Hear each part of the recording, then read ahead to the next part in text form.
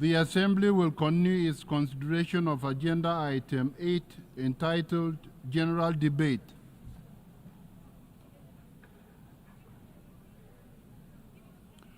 The Assembly will hear an address by His Excellency Robert Golob, Prime Minister of the Republic of Slovenia. I request protocol to escort His Excellency and invite him to address the Assembly.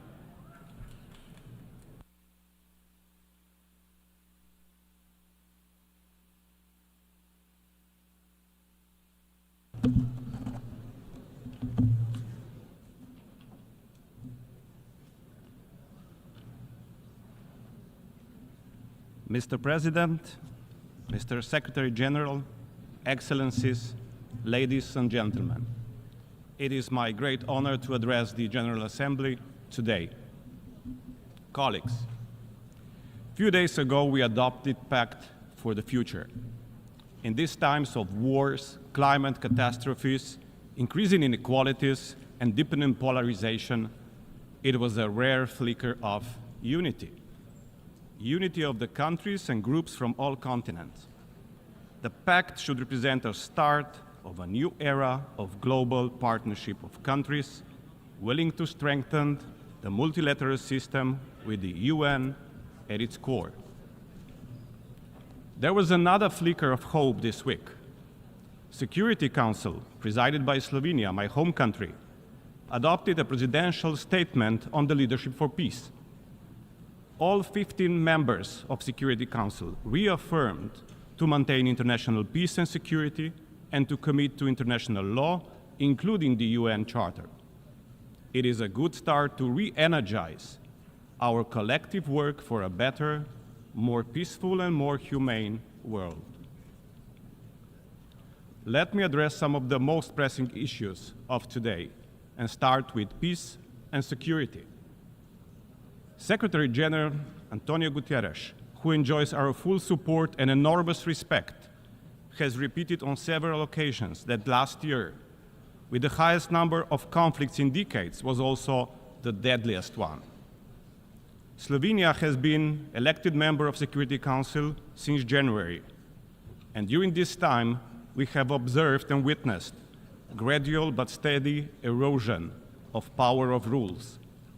The Council is increasingly unable to respond in an effective way to major conflicts such as Gaza, Ukraine, or Sudan. And we are not doing any better in other crisis managements.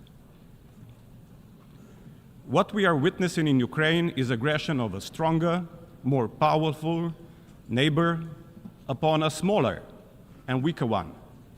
This is clearly a blatant violation of the UN Charter, and if we are let this aggression to pass, we open the doors to many similar wars across the globe. In Gaza, almost 4 months since the Council's resolution on ceasefire and hostage release, the deal is nowhere close.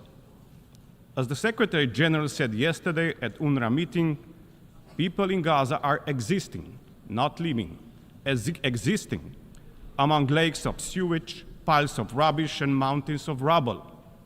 The only certainty they have is that tomorrow is going to be worse. In the West Bank and East Jerusalem, violence and dehumanization of Palestinians is increasing and has reached a boiling point.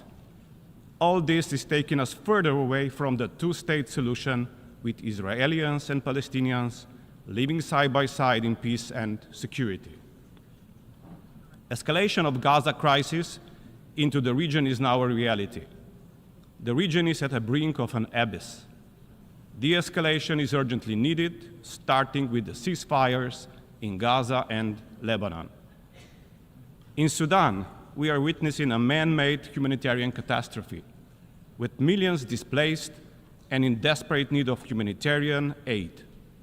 At the same time, we are seeing the atrocity happening again in Darfur. How is this possible? Has Security Council really failed the humanity? To be honest, it is the permanent 5 Security Council members who bear most responsibility.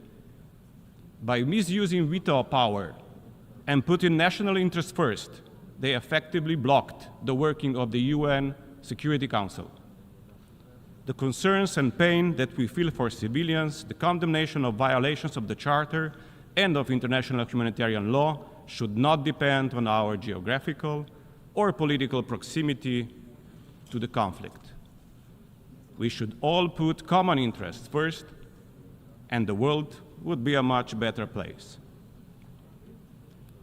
Having said that, let me come to a reform of the Security Council. Our experience with the Security Council has given us renewed appreciation for the need to reform the Security Council. We urgently need a council that is a true representation of the international community, a council that is fit for the world of today. We need to ensure that the distribution of the seats is fair. The Council needs stronger voices of the regions that have been underrepresented, such as African continent. Reform of Council's composition needs to be accompanied with the reform of the veto powers. The reality is that we won't be able to eliminate veto, but we could definitely regulate this right of veto more precisely. The Security Council also needs to exercise its power with higher ambition when it comes to prevention of conflicts and play a stronger role in peace-building activities that involve all aspects of the UN system. Colleagues, let us not forget that United Nations are much more than the Security Council alone. We commend the work of nameless humanitarian workers who are on the ground in armed conflicts among the civilians representing the face of United Nations. Erosion of respect of international humanitarian law is making their work so much more difficult. Gaza conflict was, however, a turning point in this regard. In Gaza, humanitarians are not just occasional collateral victims. They seem to have become a deliberate military target. There is no other explanation for the highest number of humanitarian workers being killed last year, of whom a vast majority in Gaza. The sense of impunity for crimes in Gaza is putting humanitarian organizations under stress elsewhere. This is undermining the very essence of the United Nations, and it is affecting the work of the humanitarian organizations and agencies like ICRC and UNRWA all around the globe. Third pressing issue, climate change. The impact of climate change is mostly felt on the lifeline for people and nature, that is water, the most precious of the elements. Extreme weather events are multiplying water-related risks across the world. This global challenge demands a global and collaborative response. Solutions exist, but are not equally accessible to everybody. The UN Secretary General's Early Warning for All initiative is the right step in this direction. As the catastrophic floods devastated my home country last year, we initiated development of an advanced digital solution linking Earth observation with supercomputing and artificial intelligence. The system, when built, will help us predict floods and droughts and improve our resilience. We are ready to share this solution with our partners globally. Remote sensing and Earth observation inform our early warning systems, but we are fully aware that many countries lack the capacity to monitoring all the hazards and are restricted in their access. A call upon all to form a global partnership around the early warning for all to help overcome these challenges. The partnership would boost our common preparedness and ensure that everyone on Earth is protected from hazardous weather, water, or climate events through life-saving early warning systems. Fortunately, people suffering from armed conflicts do not have the luxury of high-tech solutions. More often than not, they are denied basic access to clean drinking water. Even more, we are increasingly seeing how access to water is becoming weaponized. in Yemen, Somalia, Gaza, and Sudan. Slovenia decided to take initiative, and we launched the Global Alliance to Spare Water from Armed Conflict, together with a cross-regional group of countries. Such global partnerships are urgently needed to safeguard the human right to water for all. And last but not least, on humanity. We need to make sure that people around the world age with dignity and rights. The current international human rights law offers only a fragmented and inconsistent framework for the full protection of human rights of elder persons. This is why we are leading a global action towards a legally binding instrument on human rights of older persons. The world should spare no time to address the main issues related to gender equality, including the future developments and implementation of the Women, Peace and Security Agenda. The UN should lead by example when it comes to the full, equal and meaningful role and leadership of women in our societies. In its entire history, the General Assembly has been led by only 4 women. We never had a female UN Secretary General. The time has come to reflect gender equality in top leadership positions of our organization. Slovenia has joined the supporters of the Rotation for Equality initiative, which calls for gender rotation in the position of the President of the United Nations General Assembly. In the times of crisis, children are always the most vulnerable ones. Today's world is increasingly hostile to children's rights. More children than ever are experiencing violence in all settings. Many have lost their lives, are forcibly displaced, exposed to most traumatic experiences, imprisoned, denied education and healthcare, and face extreme poverty and social exclusion. Gaza is an example of extreme suffering of the children. Slovenia is offering concrete help with the foundation Let Them Dream, which is dealing with the rehabilitation of children from Gaza. It is an extremely noble and human project which was launched years ago and has already helped hundreds of children from Gaza who came on rehabilitation in Slovenia and will continue to do so. Sadly, some of these kids were now already the victims of recent aggression on Gaza. Let me finish with the story of the 2 young girls from Palestine. At the beginning of this week, I attended an event on missing futures in the occupied Palestinian territory organized by Save the Children. At this event, I heard stories from 2 courageous girls, Sarah and Rand. They spoke about their challenges in life, they spoke about their feelings, they spoke about their plans for the future. And despite all of the destruction, dehumanization, and fear, there was no anger nor hate in their stories. They just had this enormous wish to live a normal, decent life.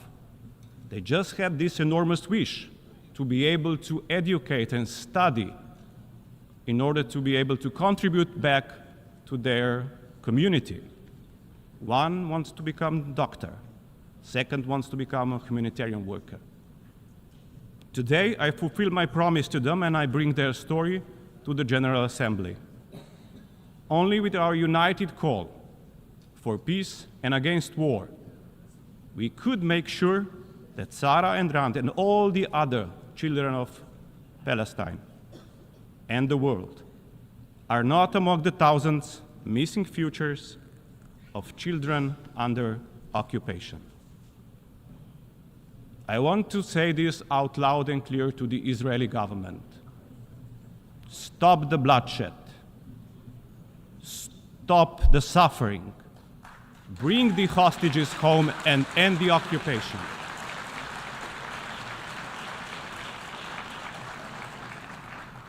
Mr. Netanyahu, stop this war now.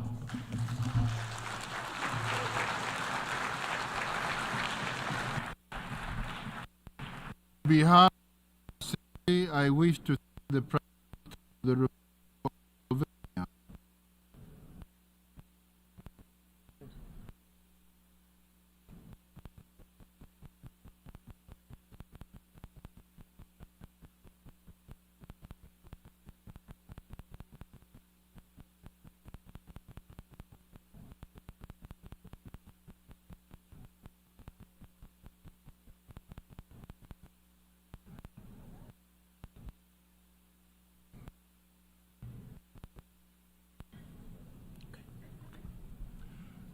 The Assembly will hear an address by His Excellency Mohammed Shehbaz Sharif, Prime Minister of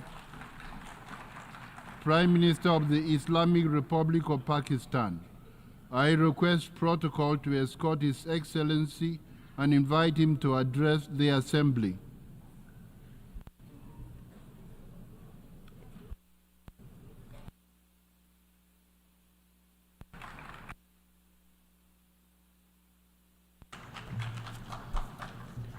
Bismillahirrahmanirrahim.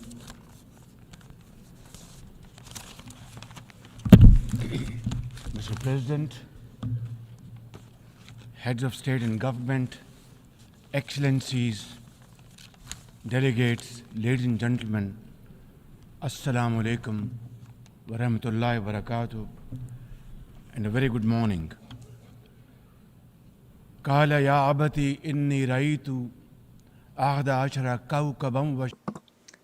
he said, "Oh, my father, I have seen 11 planets and the sun and moon bowing to me."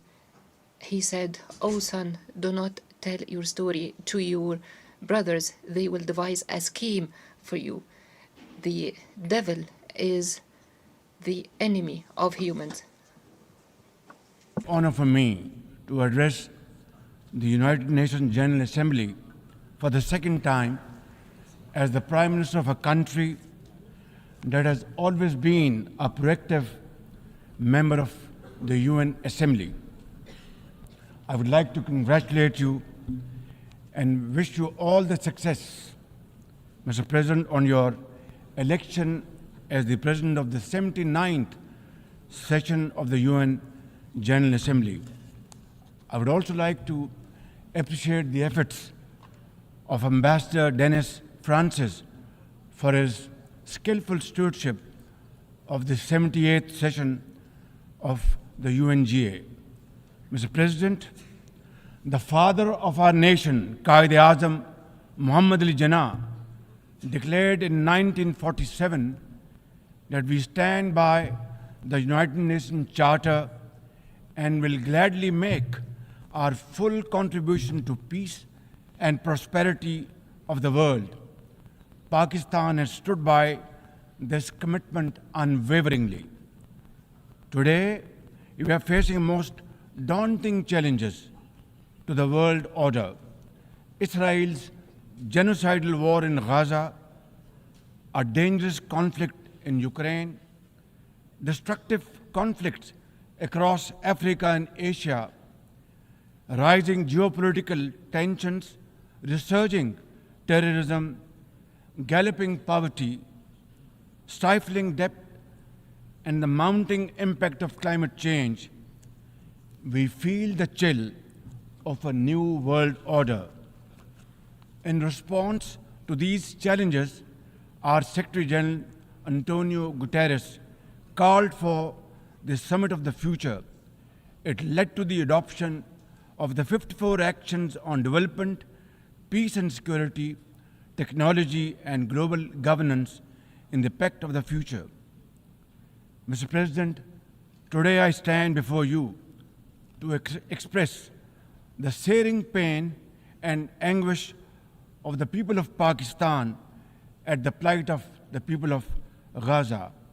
Our heart bleeds as we witness the tragedy unfolding in the Holy Land, a tragedy that shakes the very conscience of humanity and the foundation of this institution.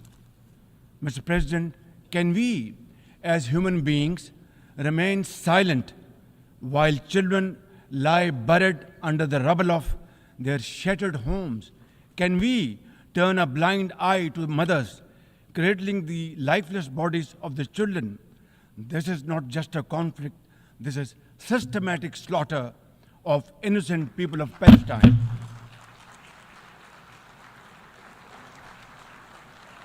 Ladies and gentlemen, an assault on the very essence of human life and dignity.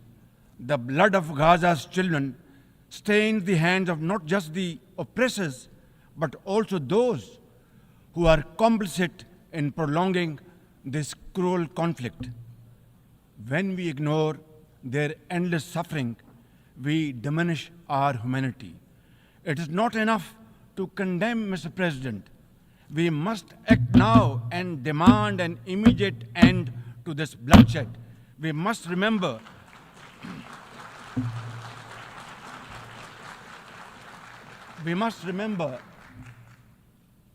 that the blood and sacrifice of the innocent Palestinians will never go waste. We must worry about their plight and difficulties and stand by them. We must work for a durable peace through the two-state nation. We must seek a viable, secure, contiguous, and sovereign state of Palestine based on the pre-1967 borders with Al-Quds al-Sharif as its eternal capital, and to advance the goals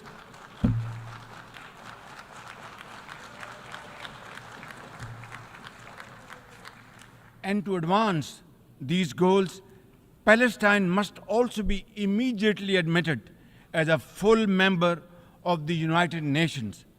Mr. President, in a span of a few days, Israel's unrelenting bombing of Lebanon has killed over 500 people, including women and even small children.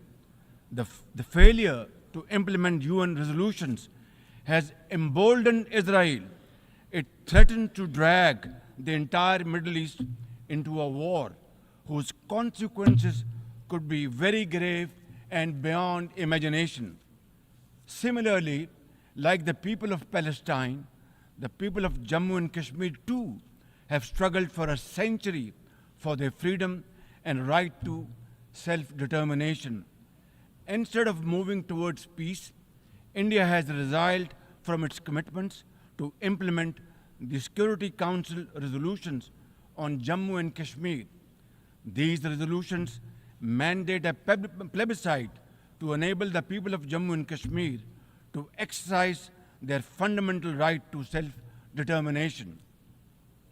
Ladies and gentlemen, since the 5th of August 2019, India has initiated unilateral illegal steps to impose what its leaders ominously call a final solution for Jammu and Kashmir.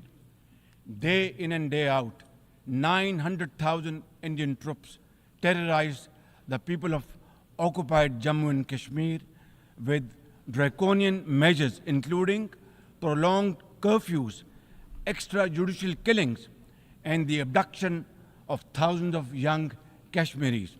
At the same time, in a classic settler colonial project, India is seizing Kashmiri lands and properties and settling outsiders into occupied Jammu and Kashmir in their nefarious design to transform the Muslim majority into a minority. This hackneyed tactic is employed by all occupying powers, but it has always failed. In Jammu and Kashmir too, it shall fail by the grace of God. Ladies and gentlemen,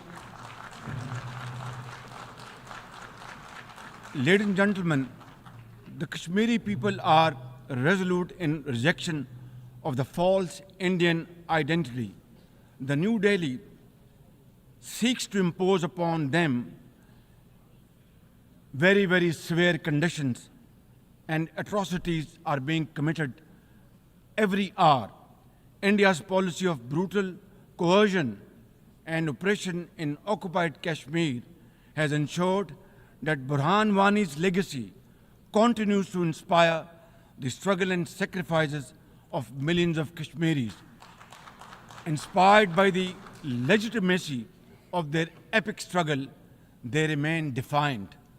Their heart-wrenching stories remind us that behind every statistic lies a human life, a dream deferred, and a hope shattered. Even more worryingly, it is engaged in massive expansion of its military capabilities, which are essentially deployed against Pakistan. Its war doctrines envisage a surprise attack and a limited war under the nuclear overhang. Thoughtlessly, India has spurned Pakistan's proposals for a mutual strategic restraint regime. Its leadership has often threatened to cross the line of control and take over Azad Kashmir. Ladies and gentlemen, Mr. President, let me state in no uncertain terms that Pakistan will respond most decisively to any Indian aggression. Therefore, to secure durable peace, India must reverse the unilateral and illegal measures it has taken since 5th of August 2019 and enter into a dialogue for a peaceful resolution of the Jammu and Kashmir dispute in accordance with the UN security resolutions and the wishes of the Kashmiri people. Mr. President, remember, illegal occupation creates a fresh hell every day in the killing fields of Palestine and in the pristine valleys of occupied Jammu and Kashmir. Apart from conflicts, Mr. President, the 21st century has brought a cascade of crises, including the reversal of development and the mounting impact of climate change. 2 years ago, my country was devastated by catastrophic floods, causing $30 billion in damages. It is now clear that each summer will bring blistering temperatures and trigger fresh climate impacts. Pakistan emits less than 1% of global carbon emissions, yet we have paid a very heavy price for no fault of ours. This is most unfair in any calculus of global justice. We must uphold the axiom, the polluter must pay.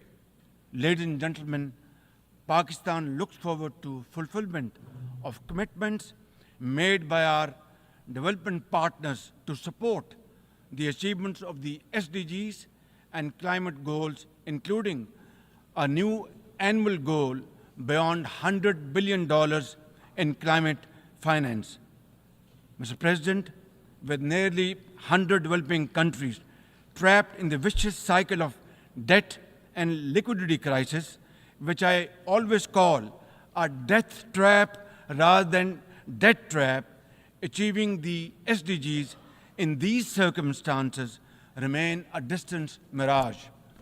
The international financial architecture, which the Secretary General has described as morally bankrupt, and the world trade and technology regimes must be reformed and aligned to promote development and global equity. Mr. President, since assuming office in March this year, the progress and prosperity of my 240 million people has been my singular focus. We have taken some very difficult but necessary decisions that have rescued our economy from collapse, restored macroeconomic stability, controlled physical deficits, and strengthened our reserves.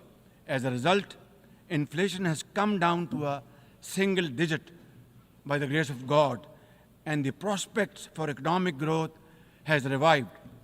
I would like to explain this challenge and the way we are negotiating, Mr. President,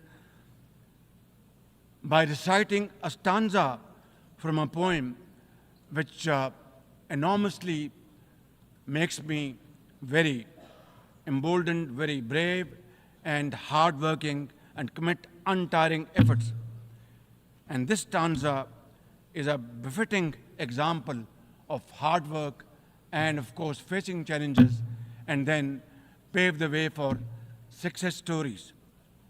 And stanza is, when things go wrong, as they sometimes will, when things go wrong, as they sometimes will, when the road you are trudging is all uphill, when things go wrong, as they sometimes will, when the road you are trudging seems all uphill, when the credits are low and debts are high, when the credits are low and debts are high, when you want to smile, but you have to sigh.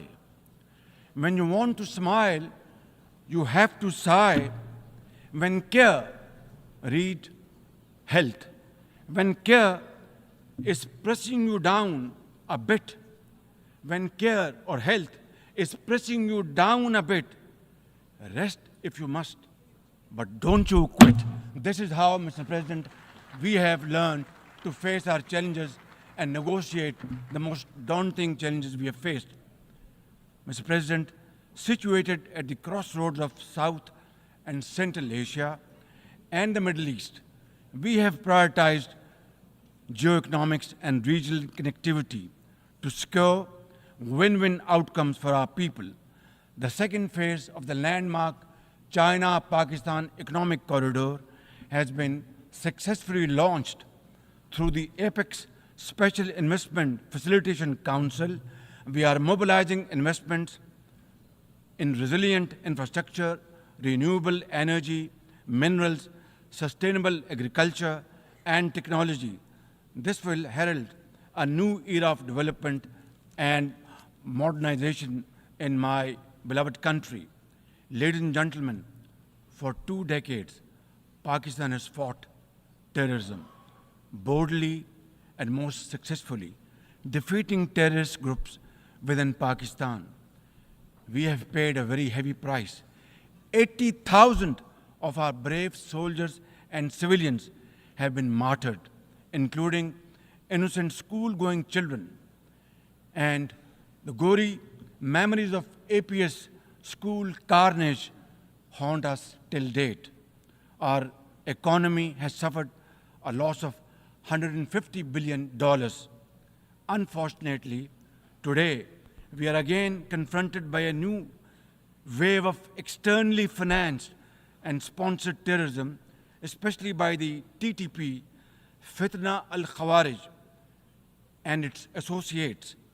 Ladies and gentlemen, make no mistake, inshallah, by the grace of God, we are determined to eliminate this threat as well through our comprehensive national effort by the name of Azm-e-Istehkam, meaning resolve to promote peace and stability. And we will work collectively with the international community to combat all forms of terrorism and reform the global counterterrorism architecture. Mr. President, Pakistan seeks the earliest possible normalization of the situation in Afghanistan. We join the UN's appeal for $3 billion in humanitarian assistance to the millions of suffering Afghan brothers and sisters. At the same time, we endorse and share the international expectations that the Afghan interim government would respect human rights, including the rights of women and girls, and promote political inclusion. In particular, the interim government must take effective action to neutralize all terrorist groups within Afghanistan, especially those responsible for cross-border terrorism against neighboring countries. These include ISIL-K, Daesh, the Al-Qaeda associated TTP, Fitna al-Khawarij, Majid Brigade, the BLA, and other terrorist groups which unfortunately are seen on Afghan territory. Mr. President, another troubling global development is the escalation of Islamophobia, which is now manifested by frequent desecrations of the Holy Quran, attacks on mosques, negative stereotyping of Muslims, and acts of discrimination and violence against them. The most alarming manifestation of Islamophobia is the Hindu supremacist agenda in India. It aggressively seeks the subjugation of 200 million Muslims and the obliteration of India's Islamic heritage. Pakistan and the OIC will work with the UN Secretary General and a special envoy to implement a plan of action to combat the scourge. Ladies and gentlemen, Pakistan seeks an immediate end to the tragic conflict in Ukraine and its peaceful resolution in accordance with the UN Charter and international agreements. Ladies and gentlemen, Pakistan has a long and proud history of solidarity, friendship, and cooperation with the nation of Africa. We will continue to cooperate with them to counter terrorism and resolve regional conflicts, including through UN peacekeeping and peace building in the region. Finally, Mr. President, as we leave this august hall, we must carry with us a message for our people, that the weak are not voiceless, that the oppressed should not lose hope, that poverty is not preordained, and that Allah Almighty promise of justice and equality in our terrestrial home must be respected. I thank you all, and thank you very much for your time. God bless you.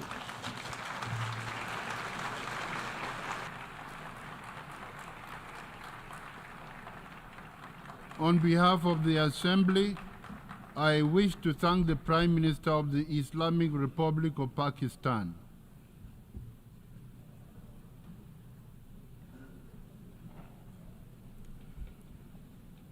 The Assembly will hear an address by His Excellency Benjamin Netanyahu, Prime Minister of the State of Israel.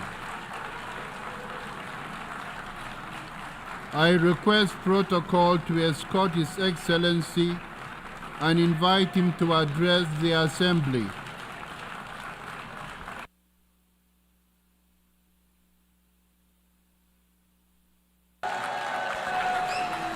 Order, please.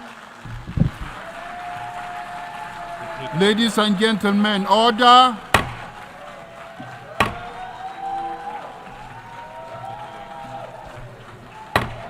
Order, please.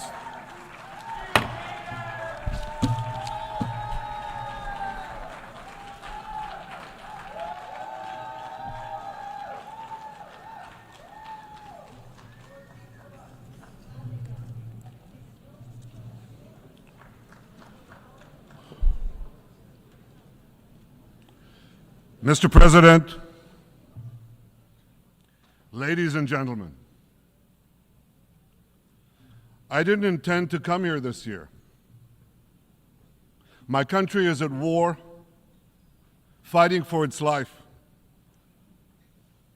But after I heard the lies and slanders leveled at my country by many of the speakers at this podium, I decided to come here and set the record straight.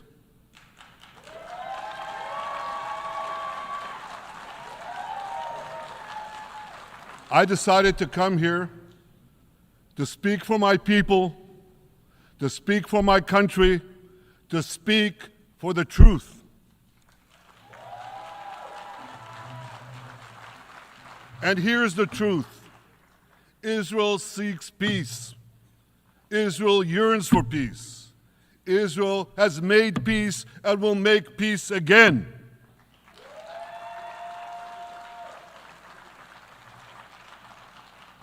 Yet we face savage enemies who seek our annihilation, and we must defend ourselves against these savage murderers.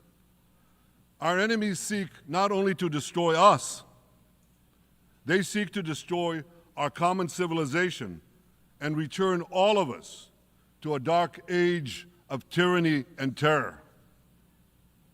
When I spoke here last year, I said we faced the same timeless choice that Moses put before the people of Israel thousands of years ago. As we were about to enter the Promised Land, Moses told us that our actions will determine whether we bequeath to future generations a blessing or a curse. And that is the choice we face today. The curse of Iran's unremitting aggression, or the blessing of a historic reconciliation between Arab and Jew. In the days that followed that speech, the blessing I spoke of came into sharper focus. A normalization deal between Saudi Arabia and Israel seemed closer than ever. But then came the curse of October 7th. Thousands of Iranian-backed Hamas terrorists from Gaza burst into Israel in pickup trucks, on motorcycles, and they committed unimaginable atrocities. They savagely murdered 1,200 people. They raped and mutilated women. They beheaded men. They burned babies alive. They burnt entire families alive, babies, children, parents, grandparents, in scenes reminiscent of the Nazi Holocaust. Hamas kidnapped 251 people from dozens of different countries, dragging them into the dungeons of Gaza. Israel has brought home 154 of these hostages, including 117 who returned alive. I want to assure you, we will not rest until the remaining hostages are brought home too. And some of their family members are here with us today. I ask you to stand up.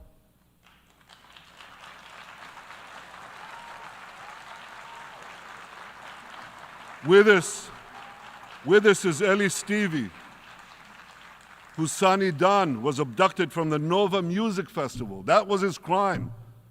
A music festival. And these murderous monsters took him. Kobe Smirno, whose son Jonathan was murdered, and his corpse was taken into the dungeons, into the terror tunnels of Gaza. A corpse held hostage. Salim al-Atrash, whose brother Muhammad, a brave Arab-Israeli soldier, was murdered. His body too was taken to Gaza. And so was the body of Ifat Hyman's daughter in Bar, who was brutally murdered at that same music festival. With us is Sharon Sharabi, whose brother Yossi was murdered, and who prays for his older brother Eli, who is still held hostage in Gaza. And with us too is Yizhar Lifsich from Kibbutz Nir Oz, a kibbutz that was wiped out by the terrorists. Thankfully, we achieved the release of his mother Yocheved, but his father Oded is still languishing in an underground terrorist hell of Hamas. I again promise you, we will return your loved ones home. We will not spare that effort until this holy mission is accomplished.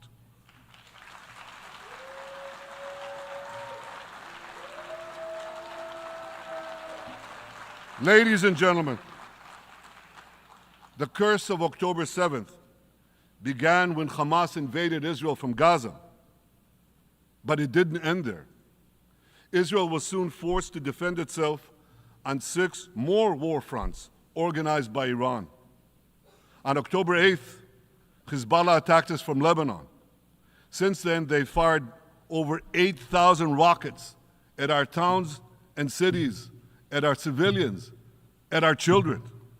2 weeks later, the Iran-backed Houthis in Yemen launched drones and missiles at Israel, the first of 250 such attacks, including one yesterday aimed at Tel Aviv. Iran's Shiite militias in Syria and Iraq have targeted Israel dozens of times over the past year as well. Fueled by Iran, Palestinian terrorists in Judea and Samaria perpetrated scores of attacks there and throughout Israel. And last April, for the first time ever, Iran directly attacked Israel from its own territory, firing 300 drones, cruise missiles, and ballistic missiles at us. I have a message for the tyrants of Tehran. If you strike us, we will strike you. There is no place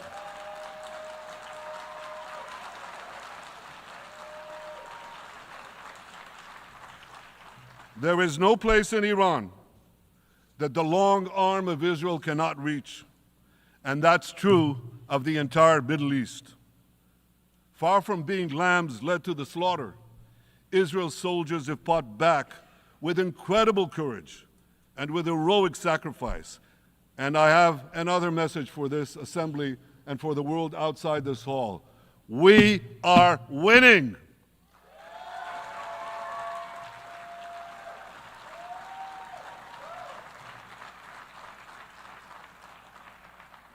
Ladies and gentlemen, as Israel defends itself against Iran in the seven-front war, the line separating the blessing and the curse could not be more clear. This is the map I presented here last year. It's a map of a blessing. It shows Israel and its Arab partners forming a land bridge connecting Asia and Europe between the Indian Ocean and the Mediterranean Sea. Across this bridge, we will lay rail lines, energy pipelines, fiber optic cables, and this will serve the betterment of 2 billion people. Now look at this second map. It's a map.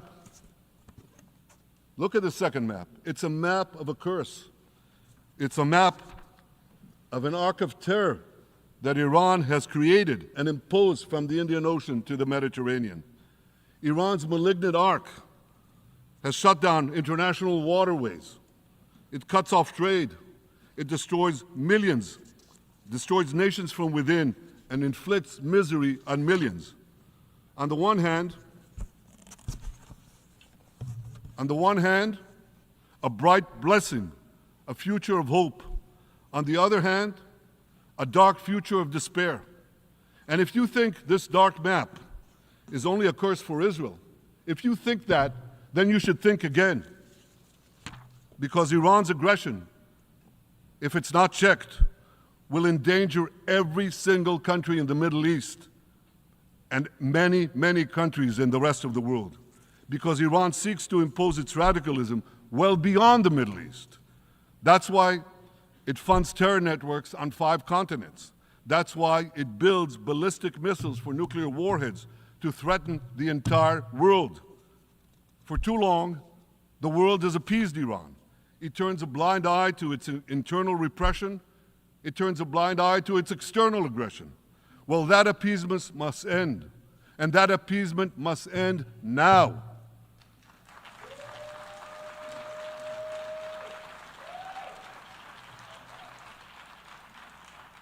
Nations of the world should support the brave people of Iran who want to rid themselves of this evil regime. Responsible governments should not only support Israel in rolling back Iran's aggression, they should join Israel. They should join Israel in stopping Iran's nuclear weapons program. In this body, in the Security Council, we're going to have a deliberation in a few months.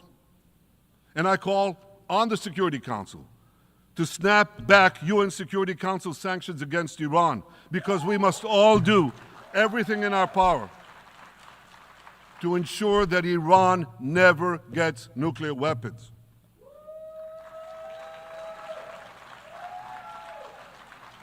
For decades, I've been warning the world against Iran's nuclear program. Our actions delayed this program by perhaps a decade, but we haven't stopped it. We've delayed it, but we haven't stopped it.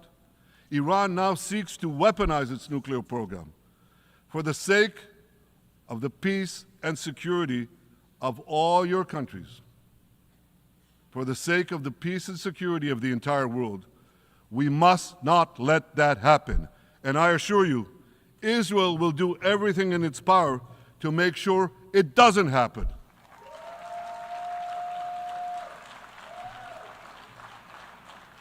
So, ladies and gentlemen, the question before us is simple. Which of these two maps that I showed you will shape our future? Will it be the blessings of peace and prosperity for Israel, our Arab partners, and the rest of the world? Or will it be the curse in which Iran and its proxies spread carnage and chaos everywhere? Israel has already made its choice. We've decided to advance the blessing. We're building a partnership for peace with our Arab neighbors while fighting the forces of terror that threaten that peace. For nearly a year, the brave men and women of the IDF have been systematically crushing Hamas's terror army that once ruled Gaza. On October 7th, the day of that invasion into Israel, that terror army numbered nearly 40,000 terrorists. It was armed with more than 15,000 rockets. It had 350 miles of terror tunnels, an underground network bigger than the New York subway system, which they used to wreak havoc above and below ground. A year later, the IDF has killed or captured more than half of these terrorists, destroyed over 90% of their rocket arsenal, and eliminated the key segments of their terror tunnel network. In major military operations,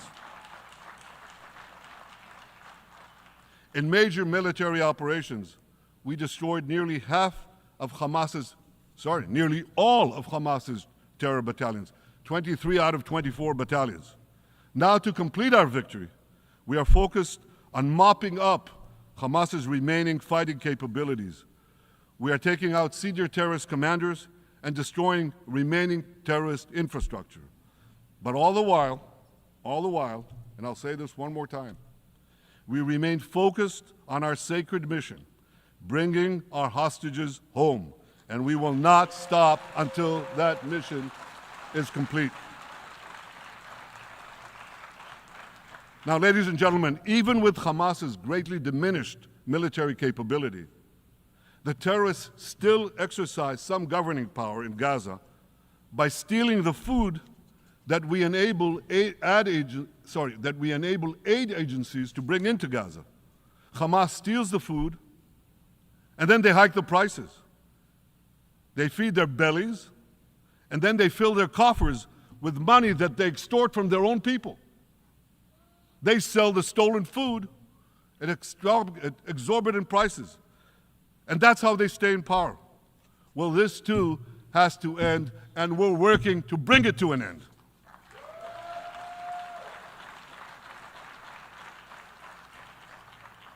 And the reason is simple. Because if Hamas stays in power, it will regroup, rearm, and attack Israel again and again and again, as it is vowed to do. So Hamas has got to go.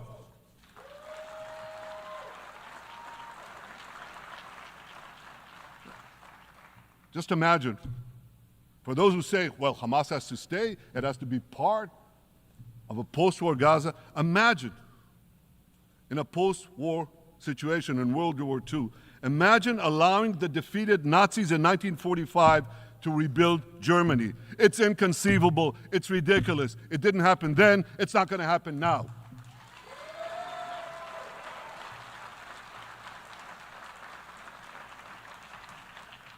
This is why Israel will reject any rule for Hamas in a post-war Gaza. We don't seek to resettle Gaza. What we seek is a demilitarized and de-radicalized Gaza. Only then can we ensure that this round of fighting will be the last round of fighting. We are ready to work with regional and other partners to support a local civilian administration in Gaza committed to peaceful coexistence. As for the hostages, I have a message for the Hamas captors. Let them go. Let them go. All of them.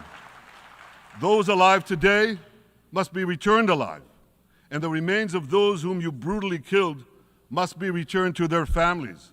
Those families here with us today, and others in Israel, deserve to have a resting place for their loved ones, a place where they can grieve and remember them. This war Ladies and gentlemen, this war can come to an end now. All that has to happen is for Hamas to surrender, lay down its arms, and release all the hostages. But if they don't, we will fight until we achieve victory, total victory. There is no substitute for it.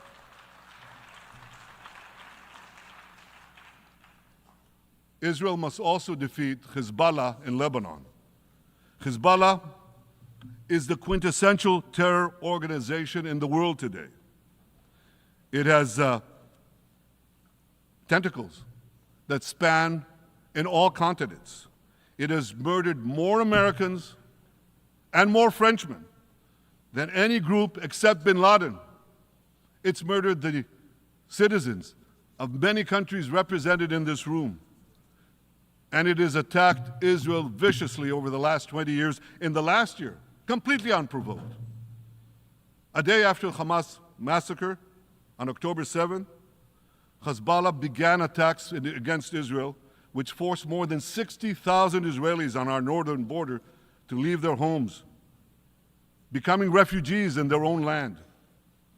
Hezbollah turned vibrant towns in the north of Israel into ghost towns. So I want you to think about this in equivalent American terms. Just imagine if terrorists turned El Paso and San Diego into ghost towns. Then ask yourself, how long would the American government tolerate that? A day? A week? A month? I doubt they tolerate it even for a single day. Yet Israel has been tolerating this intolerable situation for nearly a year. Well, I've come here today to say, enough is enough.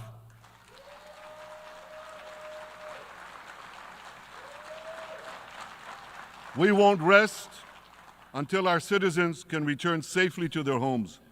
We will not accept a terror army perched on our northern border, able to perpetrate another October 7th style massacre.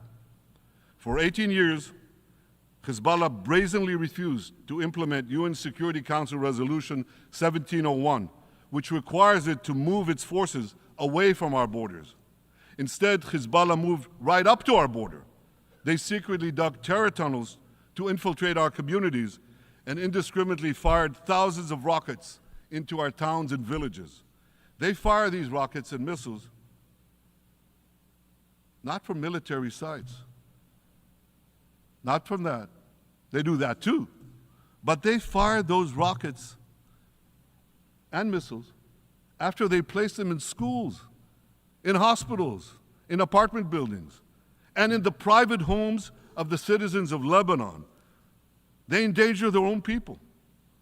They put a missile in every kitchen, a rocket in every garage. I said to the people of Lebanon this week, get out of the death trap that Hezbollah has put you in. Don't let Nasrallah drag Lebanon into the abyss. We're not at war with you. We're at war with Hezbollah, which has hijacked your country and threatens to destroy ours. As long as Hezbollah chooses the path of war, Israel has no choice, and Israel has every right to remove this threat and return our citizens to their homes safely. And that's exactly what we're doing.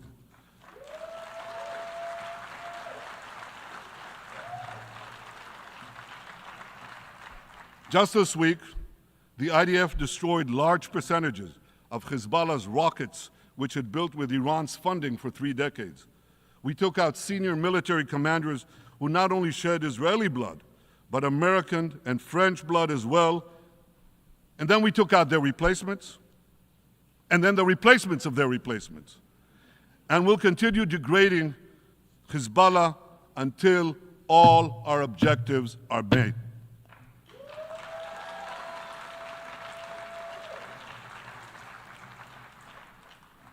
Ladies and gentlemen, we're committed to removing the curse of terrorism that threatens all civilized societies. But to truly realize the blessing of a new Middle East, we must continue the path we paved with the Abraham Accords 4 years ago. Above all, this means achieving a historic peace agreement between Israel and Saudi Arabia.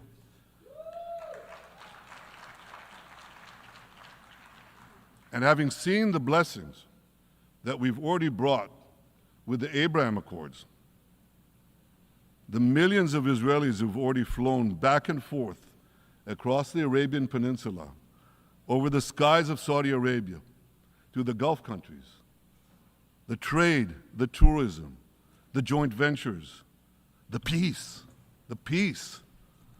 I say to you, what blessings such a peace with Saudi Arabia would bring.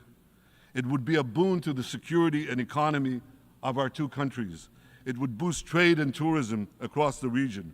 It would help transform the Middle East into a global juggernaut.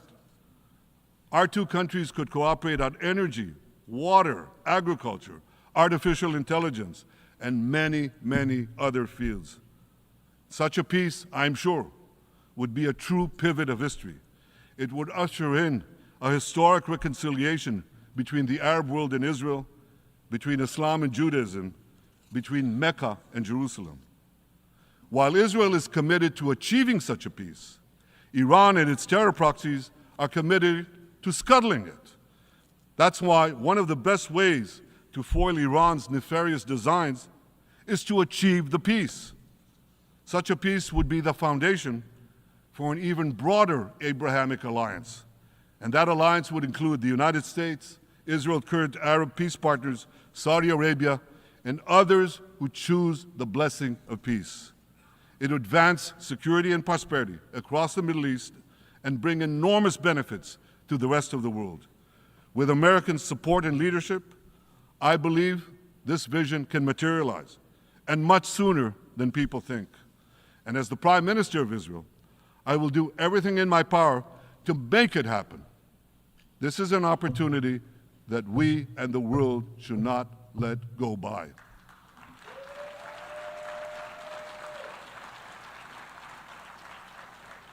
Ladies and gentlemen, Israel has made its choice. We seek to move forward to a bright age of prosperity and peace. Iran and its proxies have also made their choice. They want to move back to a dark age of terror and war. And now I have a question. And I pose that question to you. What choice will you make? Will your nation stand with Israel? Will you stand with democracy and peace? Or will you stand with Iran, a brutal dictatorship that subjugates its own people, exports terrorism across the globe? In this battle between good and evil, there must be no equivocation. When you stand with Israel, you stand for your own values and your own interests. Yes, we're defending ourselves, but we're also defending you against a common enemy that through violence and terror seeks to destroy our way of life. So there should be no confusion about this. But unfortunately, there is a lot of it in many countries and in this very hall, as I've just heard. Good is portrayed as evil, and evil is portrayed as good. We see this moral confusion when Israel is falsely accused of genocide, when we defend ourselves against enemies who try to commit genocide against us. We see this too when Israel is absurdly accused by the ICC prosecutor of deliberately starving Palestinians in Gaza. What an absurdity. We helped bring in 700,000 tons of food into Gaza. That's more than 3,000 calories a day for every man, woman, and child in Gaza. We see this moral confusion when Israel is falsely accused of deliberately targeting civilians. We don't want to see a single person, a single innocent person die. That's always a tragedy. And that's why we do so much to minimize civilian casualties, even as our enemies use civilians as human shields. And no army has done what Israel is doing to minimize civilian casualties. We drop flyers, we send text messages, we make phone calls by the millions to ensure that Palestinian civilians get out of harm's way. We spare no effort in this noble pursuit. We see yet another profound moral confusion when self-described progressives march against the democracy of Israel. Don't they realize they support the Iranian-backed goons in Tehran and in Gaza? the goons who gun down protesters, murder women for not covering their hair, and hang gays in public squares, some progressives. According to the U.S. Director of National Intelligence, Iran funds and fuels many of the protesters against Israel. Who knows, maybe some of the protesters, or even many of the protesters outside this building now. Ladies and gentlemen, King Solomon, who reigned in our eternal capital, Jerusalem, 3,000 years ago, proclaimed something that is familiar to all of you. He said, "There is nothing new under the sun." Well, in an age of space travel, quantum physics, and artificial intelligence, some would argue that's a debatable statement. But one thing is undeniable. There is definitely nothing new at the United Nations.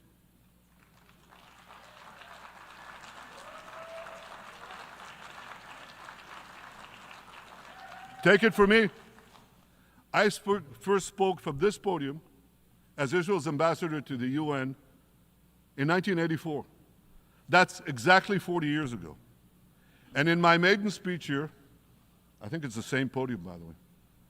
In my maiden speech here, I spoke against a proposal to expel Israel from this body. 4 decades later, I find myself defending Israel against that same preposterous proposal. And who's leading the charge this time? Not Hamas, but Abbas, Palestinian Authority President Mahmoud Abbas. This is the man who claims he wants peace with Israel. Yet he still refuses to condemn the horrific massacre of October 7th. He's still paying hundreds of millions to terrorists who murder Israelis and Americans. It's called pay for slay. The more you murder, the more you get paid. And he still wages unremitting diplomatic warfare against Israel's right to exist and against Israel's right to defend itself. And by the way, they amount to the same thing. Because if you can't defend yourself, you can't exist. Not in our neighborhood, certainly, and maybe not in yours. Standing in this podium 40 years ago, I told the sponsors of that outrageous resolution to expel Israel, "Gentlemen, check your fanaticism at the door."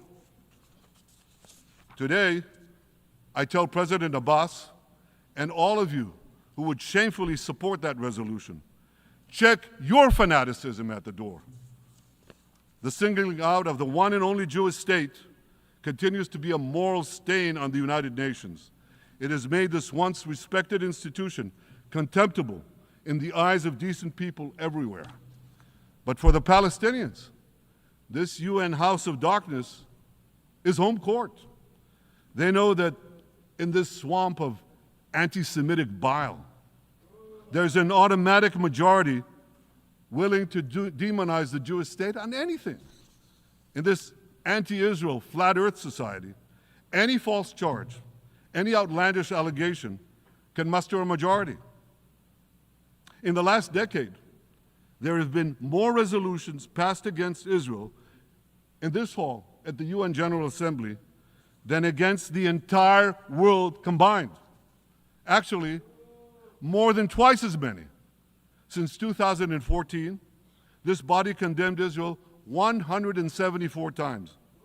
It condemned all the other countries in the world 73 times. That's more than 100 extra condemnations for the Jewish state. What hypocrisy, what a double standard, what a joke. So the UN's hostility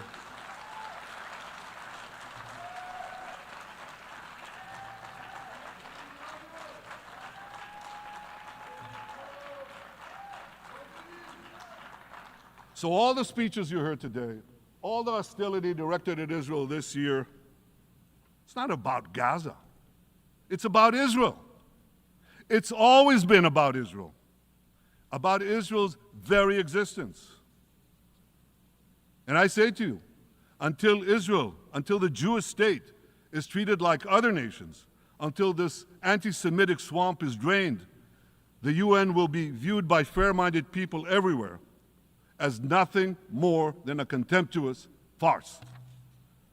Now, given the anti-Semitism at the UN, it should surprise no one that the prosecutor at the ICC, one of the UN's affiliated organs, is considering issuing arrest warrants against me and Israel's defense minister, the democratically elected leaders of the democratic state of Israel. The ICC prosecutors rushed to judgment. His refusal to treat Israel with its independent courts the way other democracies are treated is hard to explain by anything other than pure anti-Semitism. Ladies and gentlemen, the real war criminals are not in Israel. They're in Iran. They're in Gaza, in Syria, in Lebanon, in Yemen.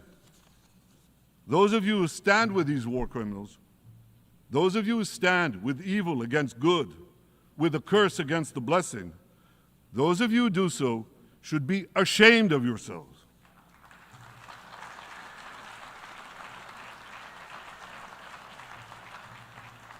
But I have a message for you. Israel will win this battle. We'll win this battle because we don't have a choice. After generations in which our people were slaughtered, remorselessly butchered, and no one raised a finger in our defense, we now have a state. We now have a brave army, an army of incomparable courage, and we are defending ourselves. As the book of Samuel says in the Bible, Netzach Yisrael lo yishaker. The eternity of Israel will not falter.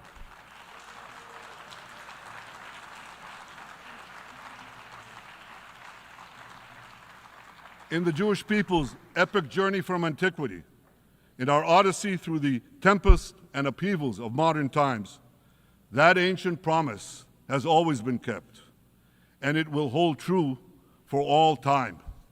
To borrow a great poet's phrase, Israel will not go gently into that good night. We will never need to rage against the dying of the light, because the torch of Israel will forever shine bright.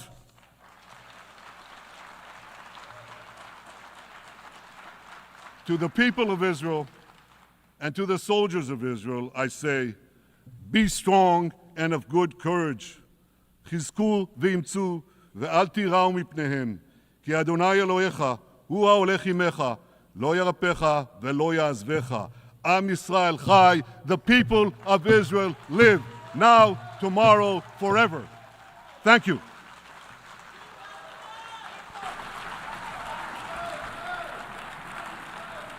On behalf of the Assembly, I wish to thank the Prime Minister of the State of Israel,